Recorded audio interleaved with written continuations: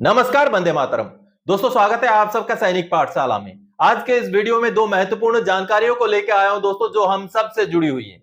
आप ये जो वीडियो क्लिप देख पा रहे हैं दोस्तों, इसमें आप गणेश जोशी जी को देख रहे हैं, जो कि एक मंत्री है उत्तराखंड सरकार में, और वो सैनिक कल्याण मंत्रालय के मंत्री हैं। अब दोस्तों, आप सबकी जानकारी के लिए बता दूं, ये एक पूर्व सिपाही भी हैं, यानी कि भारतीय सेना में उन्होंने सिपाही रैंक में नौकरी की है। तो दोस्तों, उनका फौज के साथ, पूर्व सैनिकों के साथ एक जुड़ाव है।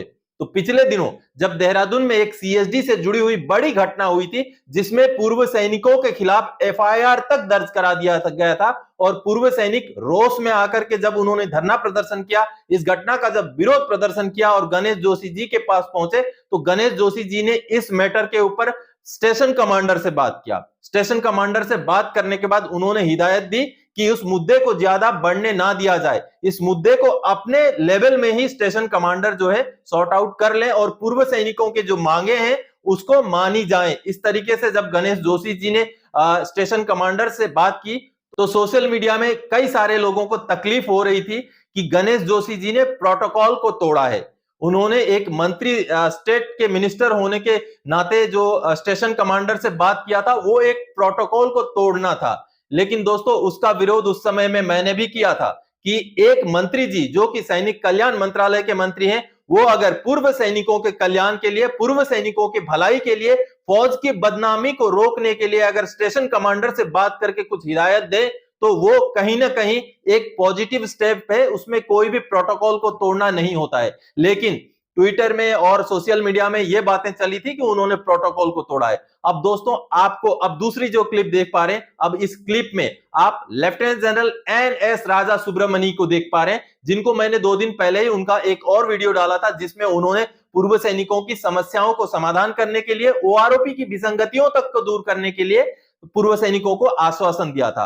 अब दोस्तों, इन दोनों की मुलाकात हुई है, और आप सबको बता दूं कि लेफ्टिनेंट जनरल एन.एस. राजा सुब्रमणी जी जो गणेश जोशी जी हैं, उनके घर में गए हैं, उनके वहां जाकर के उनसे मुलाकात की है, और गणेश जोशी जी ने पूर्व सैनिकों की कई सारी समस्याओं को उनके सामने रखा है।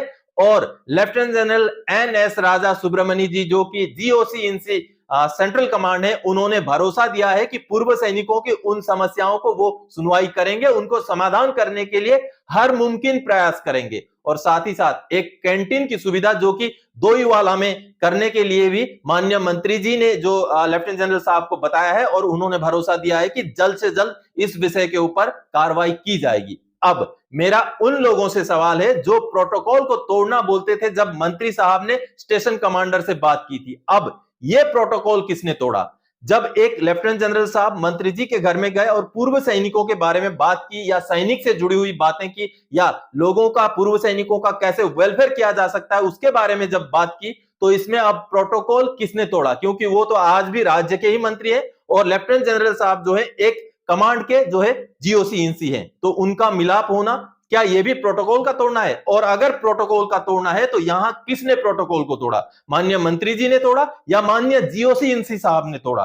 तो कहीं ना कहीं चीजों को पॉजिटिव लेने की जरूरत है। ना वो प्रोटोकॉल को तोड़ना था, ना ये प्रोटोकॉल को तोड़ना है। अगर पूर्व सैनिकों या सैनिकों की भलाई के लिए राज्य सरकारें या जो हमारी फौजी संस्थाएं हो, आपस में मिलकर के बातचीत करके समस्याओं को सुलझाएं, सुविधाओं को बढ़ाएं, चाहे वो स्टेशन कमांडर हो, चाहे वो जीओसी इनसी हो, अगर मंत्री साहब से मिलकर के बातचीत करें और पॉजिटिव वे में बातचीत करें, तो कहीं ना कहीं ये अच्छी बात है। कोई प्रोटोकॉल की इसमें बात नहीं है। और उसमें भी सबसे बड़ी बात तब हो जाती है जब जो मंत्री महोदय खुद एक पूर्व सिपाही रहे हैं, और साथ ही साथ वो सैनिक कल्याण मंत्रालय के मंत्री हैं, तो उनका स्टेशन कमांडर को डायरेक्शन देना, या जीओसी इनसी साहब का उनके साथ जाकर के बातचीत करके पूर्व सैनिकों और सैनिकों की भलाई के बारे में बात करना, कहीं ना कहीं एक पॉजिटिव स्टेप है, और कहीं भी ये प्रोटोकॉल को तोड़ना नहीं हो सकता। तो चलिए दोस्तों, ये तो थी पहली जानकारी। अब आपको मैं दूसरी जानकारी की ओर लेके चलता हूं दोस्तों।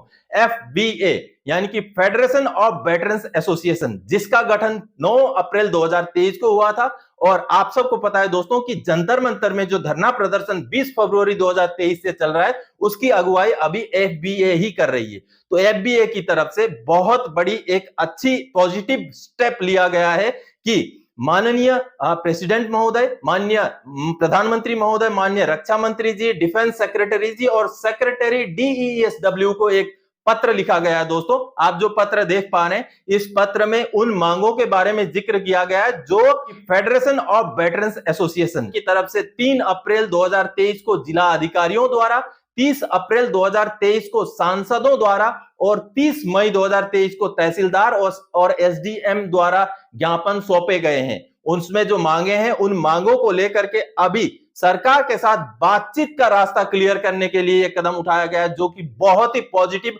और बहुत ही अच्छा कदम है दोस्तों। क्योंकि अगर हम धरना प्रदर्शन करते रहे, कुछ भी करें, अगर हम ग्राउंड में करें, लेकिन समस्याओं का समाधान या हमारी सहूलियतों में अगर बढ़ोतरी होनी है तो वो बातचीत से ही होगी। तो बातचीत की ओर FBA का ये कदम कहीं ना कहीं एक बहुत बड़ा कदम है, जो एक पॉजिटिव दिशा में हमारा मूवमेंट को या हमारे धरना प्रदर्शन को ले जाएगा, ऐसा मुझे लगता है दोस्तों। तो ये कहीं ना कहीं ये अच्छी खबर है और आप सबको जानकारी होनी जरूरी है दोस्तों। तो दोस्तों, इन्हीं 2 जानकारियों को लेकर के इस वीडियो में आया था। आगे और कोई जानकारीदायक आपसे सरोकार रखने वाला विषय लेकर मैं फिर से हाजिर हो जाऊंगा। तब तक के लिए जय हिंद दोस्तों।